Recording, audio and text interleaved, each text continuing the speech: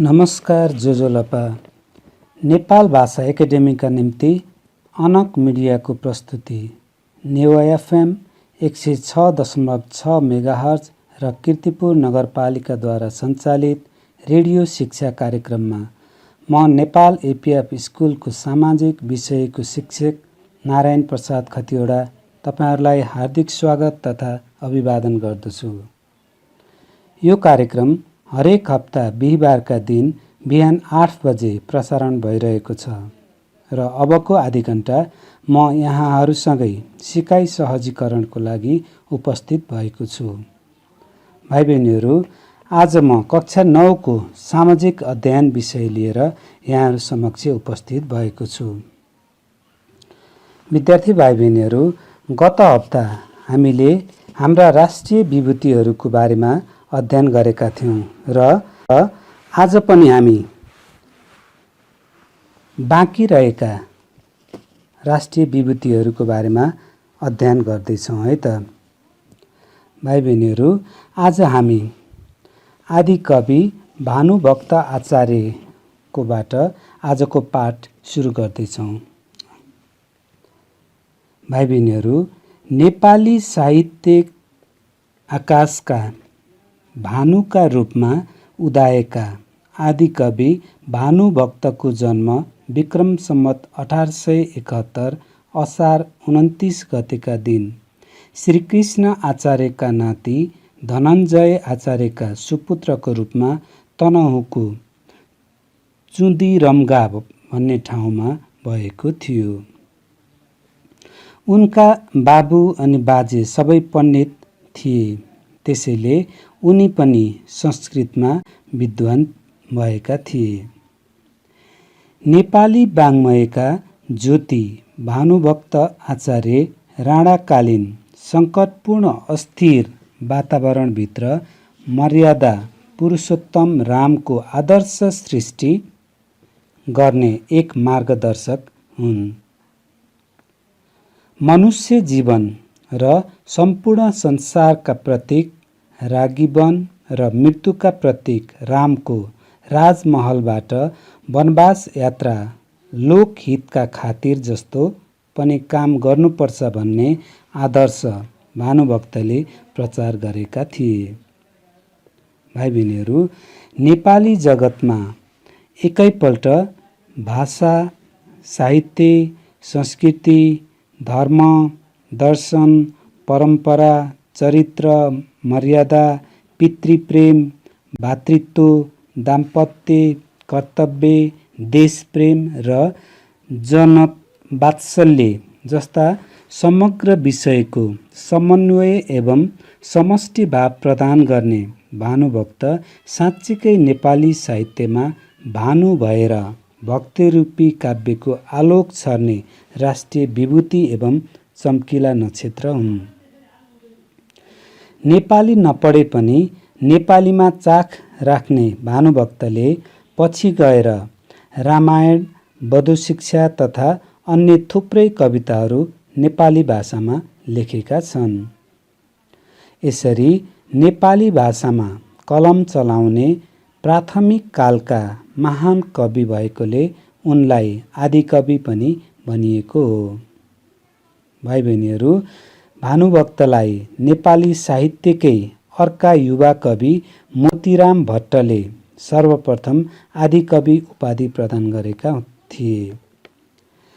मोतीरामकै कलमबाट समाजमा मुखरित भानुभक्त आज प्रत्येक लेखकको कलमको टुप्पोमा अडिएका छन्। जता घुमाए पनि हुने, जे जस्तो उपाधि दिए पनि हुने भानुभक्त आचार्य हुन्। भाइ बहिनीहरु, कुनै पनि महान व्यक्तिले कहीँ न कहीँ अनि कतै न कतै केही न केही कुराबाट महान बन्ने प्रेरणा पाएकै हुन्छ। त्यस्तै भानुभक्तले पनि घाँसीको प्रेरणाबाट नेपाली भाषा र साहित्यको सेवा गरी लोकहित गर्ने प्रेरणा पाएका थिए। घाँसीले घाँस बेचेर प्राप्त पैसाले जहान, केटाकेटी र आफूलाई पाल्छु र अलिअलि बचत गर्दै गएर मरेपछि नाम रहोस् भन्नका लागि केही कुवा खनाउँछु भन्ने गरेपछि भानुभक्तलाई काम गरेर नाम कमाउने भित्री ज्ञान प्राप्त भयो। आफ्नो कृतित्व फिजाउन खोज्ने घाँसीका अर्थीबाट धिक्कार होस् मकन बस्नु नराखी कीर्ति भन्दै भानुभक्तले आफूलाई धिक्कारे। घाँसीकै अर्थीले उनलाई लोकको गरौँ हित भनी लोकहितको बाटोमा डोहोर्यायो। त्यसैले उनले घाँसी दरिद्र घरको तर बुद्धि कस्तो म भानुभक्त धनी भइकन आज यस्तो भनेर घाँसी कवितामा लेखेका छन्। भाइ बहिनीहरू, बाजे श्रीकृष्णसँग बनारसमा रहँदा उनलाई नेपाली कवि र साहित्यसँग परिचित हुने मौका मिलेको थियो। त्यहीबाट उनलाई नेपाली भाषा र साहित्यको सेवा गर्ने इच्छा जागेको थियो। त्यसताका नेपाली भाषामा किताबहरू पाइँदैनथे, शुद्ध नेपाली भाषा पनि थिएन। तसर्थ सबैले बुझ्ने गरी सरल भाषामा उनले नेपालीमा रामायणलाई अनुवाद गरेका थिए, जुन आज सम्पूर्ण नेपालीका माझ अत्यन्तै लोकप्रिय भएको छ। उनले आध्यात्मिक जागरण फैलाउने साहित्यिक कृतिहरू बाहेक मानव जीवनोपयोगी नैतिक र चारित्रिक सन्देशहरू पनि दिएका छन्। वधु शिक्षा, भक्तमाला आदि उनका अन्य प्रसिद्ध कृतिहरू मानिन्छ। भाइ बहिनीहरू, जागिर खाने क्रममा कुमारी चोकको हिसाब किताब मिलाउन नसकेपछि भानुभक्तले जेल जीवन बिताउनु परेको थियो र त्यही जेलमा उनले अयोध्या, अरण्य, किष्किन्धा र सुन्दर काण्डहरू रचेका थिए। भानुभक्त नेपाली साहित्यका प्राथमिक कालको राम भक्ति भाव धारका महान कवि थिए। उनले जीवन दर्शन भनेको आध्यात्मवाद हो। आध्यात्मिक भावना, ईश्वरीय दृष्टिकोण, धार्मिक आराध्य उनका काव्यात्मक विचारहरू हुन्। उनी खाँदा, बस्दा, हिँड्दा र अन्य व्यवहार गर्दा समेत कवितात्मक शैलीमा प्रस्तुत हुन्थे भन्ने भनिन्छ। भाइ बहिनीहरू, पृथ्वीनारायण शाहले नेपाललाई भौगोलिक रूपमा एउटै बनाए जस्तै भानुभक्तले पनि विभिन्न भाषाभाषी र जनजातिहरूलाई एउटै नेपाली जाति र एउटै नेपाली भाषीको मालामा उन्ने काम गरेका थिए। उनले रामायण जस्तो पवित्र महाकाव्य रची सर्वसाधारणको मौखिक भण्डारणबाट नेपाली भाषाका झर्रा शब्दहरू टपक्क टिपी प्रचलनमा ल्याएका थिए र त्यसलाई साहित्यिक स्वरूप प्रदान गरे। उनले रचेका रामायणले जातिहरूमा भावात्मक एकता कायम गर्न सफल भयो। यसमा पाइने भाषिक सरलता, मिठासले नेपालीपनमा आत्मीयताको गौरव बढाउने काम गरेको देखिन्छ। राष्ट्र र राष्ट्रियताप्रति गहिरो माया गर्ने भानुभक्तले बालाजु वर्णन र कान्तिपुरी नगरी कवितामा राष्ट्रको यथेष्ट गुणगान गाएका छन्। राष्ट्रलाई स्वर्गको रूपमा चित्रण गर्दै नेपाली वीरहरूको प्रशंसा समेत गरेका छन्।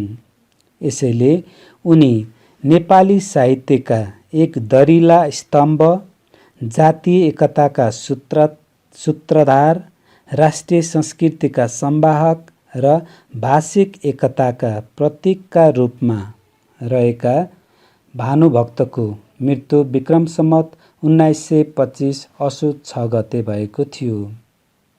भाइ बहिनीहरू, त्यसकारण पनि भानुभक्तलाई नेपाली इतिहासमा एक राष्ट्रिय विभूतिको रूपमा राखिएको छ।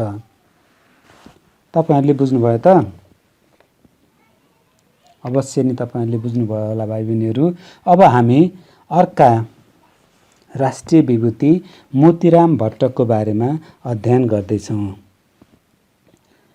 भाइ बहिनीहरू, नेपाली साहित्यका अर्का अग्रज व्यक्तित्व एवं नेपाली साहित्यको माध्यमिक कालका मेरुदण्ड निर्माता पथप्रदर्शक मोतीराम भट्टको जन्म विक्रम सम्वत 1923 भाद्र कृष्ण औँसीका दिन काठमाडौँमा भएको थियो।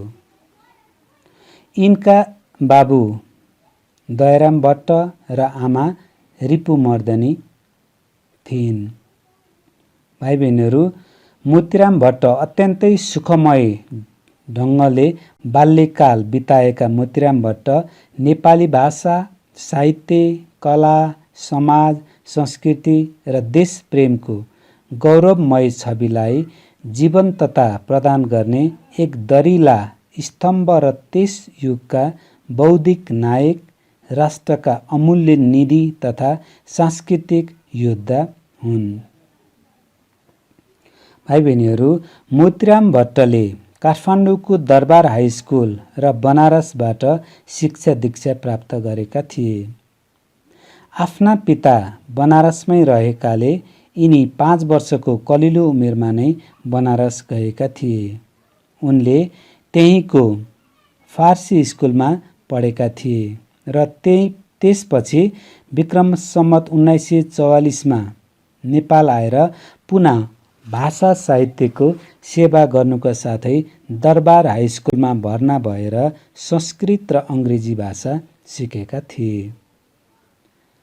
विक्रम सम्वत 1948 मा मोतीराम भट्टले कलकत्ताबाट इन्ट्रान्स, भाइ बहिनीहरू अहिलेको हामीले एसएलसी भन्छौँ, उत्तीर्ण गरेका थिए भने 1952 विक्रम सम्वत 1952 सालमा कलकत्ताको रिपन कलेजबाट एफए, त्यसको अर्थ अहिलेको प्रवीणता प्रमाणपत्र भन्छौँ हामी भाइ बहिनीहरू, +2 बराबरको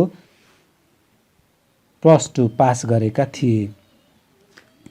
भाइ बहिनीहरू, मोतीराम भट्ट बनारस र काठमाडौँ आवत जावत गरिरहन्थे। काठमाडौँमा आएको बेला उनले नेपाली भाषा र साहित्यप्रति चासो राख्न थाले। विक्रम सम्वत 1938 मा पुनः बनारस गएर बसेका मोतीराम भट्टले पठन पाठनका अतिरिक्त नेपाली भाषा र साहित्यको क्षेत्रमा पनि समर्पित हुन थाले। नेपाली भाषा र साहित्यको उत्थानका लागि केही गरेर देखाउने भावना उनको मनमा पलाएपछि उनले काशीमा रहँदा भारत जीवन भन्ने छापाखाना नै खोलेका थिए। पछि गोर्खा भारत जीवन भन्ने पत्रिकाको प्रकाशन र सम्पादन गर्न सुरु गरे।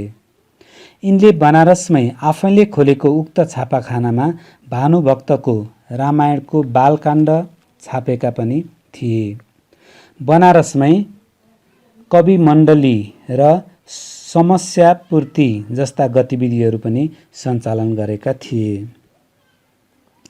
नेपाली साहित्यका अग्रज मोतीराम भट्टले अँध्यारोभित्र लुकेका भानुभक्त आचार्यलाई उनका कृति सङ्कलन गरी सबैका सामु परिचित गराएका थिए। उनी आफू कवि मात्र भएनन्, आफ्ना समकालीन साथीहरूलाई साहित्य लेखनतर्फ प्रेरणाका स्रोत पनि जगजग्याउने काम पनि गरेका थिए।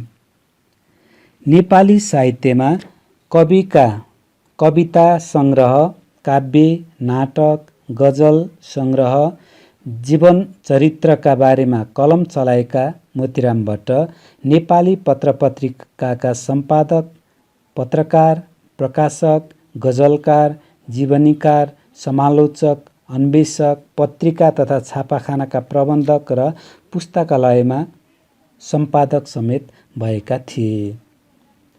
सानैदेखि नेपाली भाषाको भाषिक उत्थानमा लागेका मोतीराम भट्टले गजेन्द्र मोक्ष, प्रह्लाद भक्ति, कथा, उषा चरित्र, पेघदूत, नीति दर्पण जस्ता फुटकर कविता र गजलहरू लेखेका छन्।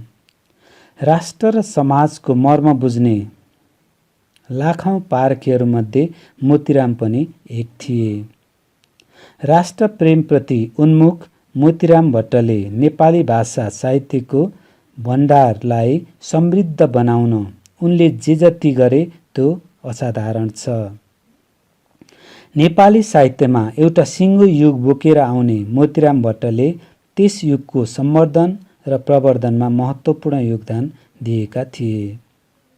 गद्य र पद्य फाँटका विभिन्न विधामा कलम चलाउने मोतीराम भट्ट नेपाली साहित्यका श्रृङ्गारिक धाराका जन्मदाता, त्यसैगरी अगुवा साहित्यकारहरूको रूपमा ख्याति प्राप्त गरेका थिए।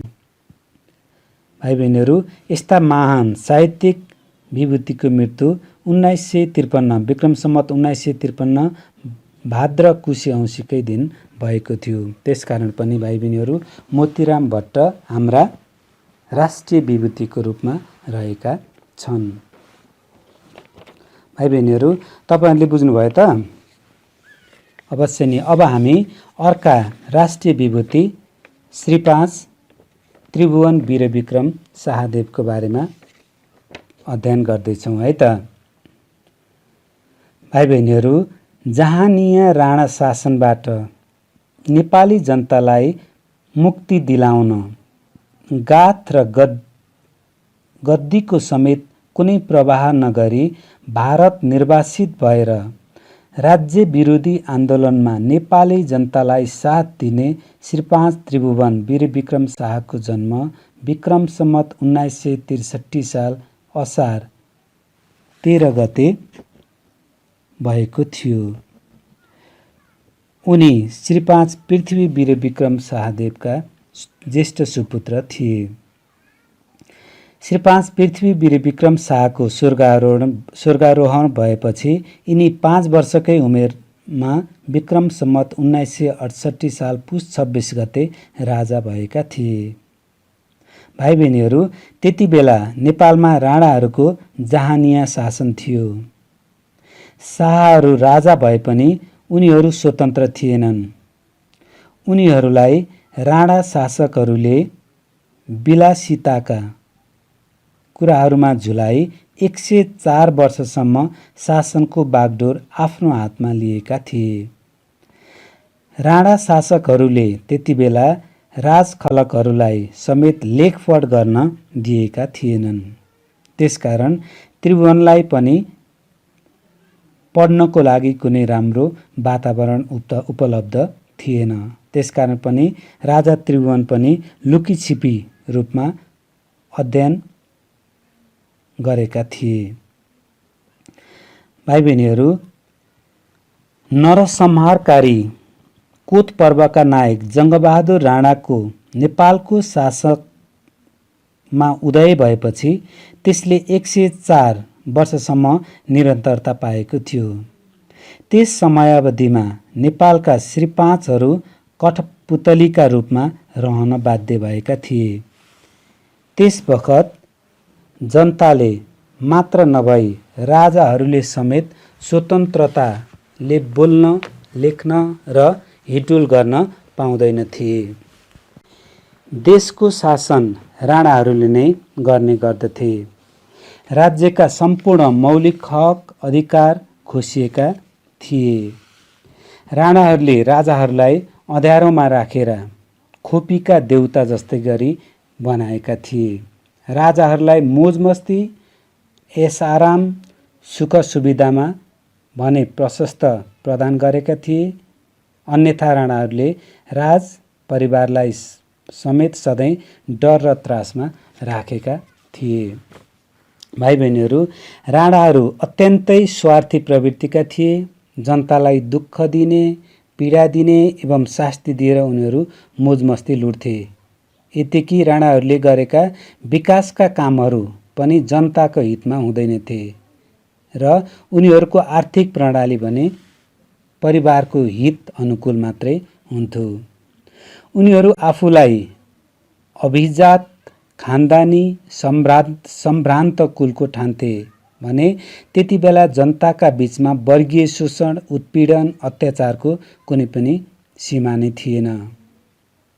भाइ बहिनीहरू, राणाहरू राष्ट्रिय हित तथा जनताको भलाइमा भन्दा पनि आफ्नो हित अनुकूल नीति नियम बनाउँथे, सन्धि सम्झौताहरू गर्थे, अङ्ग्रेजहरूलाई खुसी राख्न चाहन्थे। उनीहरूको संकीर्ण विचार थियो कि अङ्ग्रेजहरूलाई खुसी राखियो भने हाम्रो शासन लामो समयसम्म टिक्छ। यसै कारणले गर्दाखेरि पनि उनीहरू आफ्नै पतनको नजिकै गइरहेका थिए। भाइ बहिनीहरू, नेपाल र नेपालीहरूको उन्नतिमा चिन्तनशील राजा त्रिभुवन जनताको मलिन अनुहार र फाटेको कपडा देखेर दुखी हुन्थे।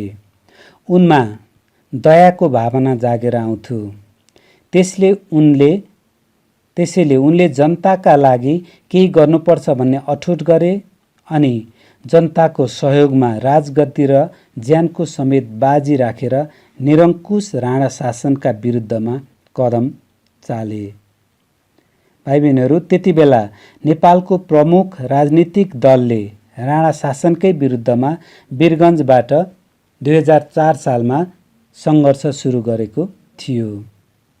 विक्रम सम्वत 2007 साल कार्तिक 21 गते राणाहरूसँग नागार्जुन अथवा गोकर्णमा पिकनिक जाने भनी अनुमति लिएर उनीहरूलाई झुक्याएर बिहान सबेरै राजा त्रिभुवनको सब परिवार नारायणहिटी दरबार त्यागेर भारतीय राजदूतावासमा शरण लिन पुगेको थियो। त्यसपछि भारतीय दूतावासको सहयोगमा विक्रम सम्वत 2007 साल कार्तिक 25 गते विशेष विमानद्वारा भारत सवार भएको थियो। त्यसपछि त्रिभुवनलाई दरबारमा फिर्ता बोलाउन राणाहरूले निकै प्रयास गरे तर पनि उनीहरू असफल भए। त्यसपछि भाइ बहिनीहरू 2.5 वर्षे बालक ज्ञानेन्द्रलाई राणाहरूले नेपालको महाराजधिराज घोषणा गरे। ज्ञानेन्द्रको नाउँमा मुद्रा पनि छापियो। तर त्रिभुवनलाई विदेशी राजदूतावासमा शरण लिन गएको भन्दै सोही आरोपमा राणाहरूले सत्ताच्युत गरे र त्यस्तो अवस्थामा भारत सरकारले राजा ज्ञानेन्द्रलाई राजाको मान्यता नदिने घोषणा गर्यो र राणाहरूले त्यसपछि भारत लगायत विश्वका कैयौँ देशहरूबाट दबाब झेल्नु पर्यो। उता क्रान्ति चम्किँदै गयो। भाइ बहिनीहरू, नेपाली काङ्ग्रेसको त्यतिखेरको नेपाली काङ्ग्रेसले मुक्ति सेना भन्ने थियो र त्यही मुक्ति सेनाले ठाउँ ठाउँमा विजय प्राप्त गर्दै गयो, तराईका विभिन्न ठाउँहरू कब्जा गर्दै गयो। त्यसपछि मात्र मोहन शमशेरले नेपालमा नयाँ सुधार गर्ने आश्वासन दिल्लीलाई दिए। वार्ताका लागि एक प्रतिनिधि मण्डल दिल्ली पठाए र दिल्लीमा बसेर 5 बुँदे सम्झौता भयो र त्यही दिल्ली सम्झौता अनुसार त्रिभुवन सहित उनको परिवार विक्रम सम्वत 2007 साल फागुन 7 गते नेपाल आएर प्रजातन्त्रको घोषणा गरे र सोही 7 गते बनेको नयाँ मन्त्रीमण्डलले जतिसक्दो चाँडो चुनाव सम्पन्न गराई लोकप्रिय सरकारको स्थापना गर्ने विधान परिषदबाट निर्मित विधानका आधारमा मुलुकका शासन व्यवस्था गर्ने समाजका सामन्ती प्रथा र वीरता प्रथा उन्मूलन गर्ने नीतिलाई स्वीकार गरियो। भाइ बहिनीहरू, यसरी विक्रम सम्वत 1968 देखि 2011 सम्म 43 वर्ष राजा त्रिभुवनले राज्य गरेका थिए भने उनको स्वर्गारोहण 2011 साल फागुन 30 गते स्विजरल्यान्डको जुरिक क्यान्टनमा भएको थियो। त्यसकारण पनि राजा त्रिभुवनलाई राष्ट्रिय विभूतिको रूपमा राखिएको छ। विद्यार्थी भाइ बहिनीहरू, आज हामीले आदिकवि भानुभक्त आचार्य, मोतीराम भट्ट र राजा त्रिभुवनको बारेमा अध्ययन गर्यौं र मलाई आशा छ विद्यार्थी भाइ बहिनीहरूले पनि राम्रोसँग बुझ्नुभयो र अब हामी बाँकी रहेका विभूतिहरू हामी अर्को हप्ता पढ्नेछौँ। विद्यार्थी भाइ बहिनीहरू, प्राविधिक मित्रबाट आजको निर्धारित समय समाप्त भएको सङ्केत प्राप्त भइसकेको छ। त्यसकारण म आजको पाठ यहीँ अन्त्य गर्ने अनुमति चाहन्छु। आजको यस कार्यक्रममा प्राविधिक कक्षबाट सहयोग पुर्याउनु हुने प्राविधिक मित्र युनिक साक्यलाई विशेष धन्यवाद दिँदै आगामी हप्ता यही बार र यही समयमा पुनः भेट्ने बाचाका साथ म नारायण प्रसाद खतिवडा बिदा माग्छु। स्वस्थ रहनुहोस्, सुरक्षित रहनुहोस्। नमस्कार। यहाँहरूको दिन शुभ रहोस्। धन्यवाद।